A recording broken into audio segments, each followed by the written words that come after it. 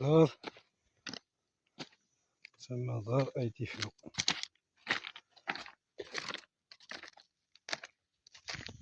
إلى حد قريب كيتم ديال عزيف، إلى حد قريب كانوا تعزيف، كانوا الناس أنها تجيو يجلسو حتى يحصدو، وكانت حتى بحال على شكل مقهى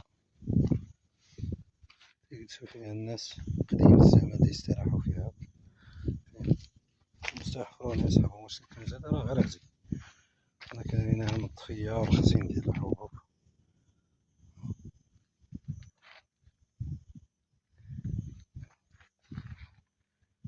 فين كتوا فين كاينة هاتي من تلا غرب جبل وربوس يمين تنفس حدود الترابية مع سيدي غانم. هادي محسوبة على يمين تنفس، هنا أراضي السفلية يمين تنفس. دار كبيرة معروفة دار يفلو. إلى قريب إلى حد التسعينات كانوا الغيزلان تيجيو تيتخباو هنا. الغيزلان كانوا تيجيو لهاد الدار، كانت مسقوفة وكلشي، راه كلشي دابا تنهبت، كانوا الغيزلان تيجيو تيتخباو هنا.